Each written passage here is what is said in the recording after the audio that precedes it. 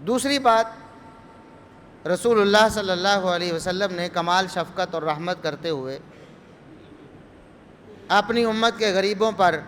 مفلسوں پر ایک بشارت سنائی ہے، ایک فرمان جاری کیا۔ آپ صلی اللہ علیہ وسلم نے ارشاد فرمایا کہ جو شخص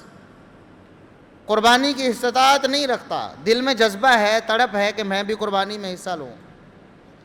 لیکن اس کے حالات مالی طور پر اس کو اجازت نہیں دیتے، وہ قربانی کرنے کے قابل نہیں ہے کہ وہ قربانی میں حصہ لے، لیکن اس کے دل میں تڑپ ہے، طلب ہے، خواہش ہے کہ کاش میں بھی قربانی کروں، تو اس کو پریشان ہونے کی ضرورت نہیں ہے۔ مقصد تو قربانی کا ثواب لینا ہے۔ کتنے لوگ ایسے ہیں جو مہنگے مہنگے جانور قربان کر کے بھی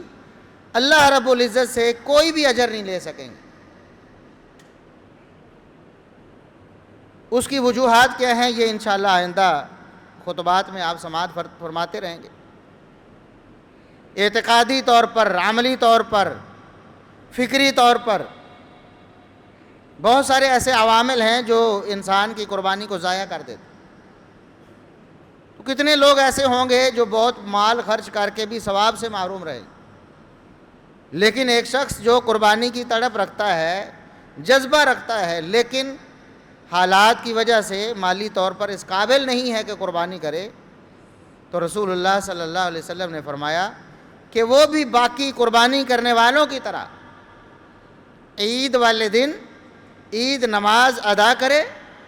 اور عید نماز ادا کرنے کے بعد اپنی حجامت بنوا لے، بال کٹوا لے، ناخن تراش لے، تو اللہ رب العزت اس کو بھی پوری قربانی کا اجر عطا فرمائے۔ تو جو لوگ قربانی نہیں کر سکتے اور ثواب لینا چاہتے ہیں تو ان کے لیے بھی موقع ہے، وہ بھی ان 10 دنوں میں اپنے آپ کو روکیں حجامت وغیرہ بنوانے سے، اور عید والے دن نماز پڑھ کے وہ اپنی حجامت بنوا لیں، ناخن تراش لیں، بال کاٹ لیں جو کاٹنے والے ہیں یا مونڈنے والے ہیں، تو اللہ رب العزت اس کو بھی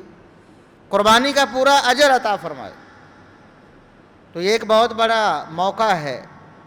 ان لوگوں کے جنہوں نے قربانی کرنی ہے، انہوں نے تو کرنی ہے، ان کے لیے بھی پابندی ہے۔ جو قربانی نہیں کر سکتے اور ثواب لینا چاہتے ہیں، اس حوالے سے اپنے آپ کو کم تر محسوس نہ کریں کہ ہم قربانی نہیں کر پا رہے،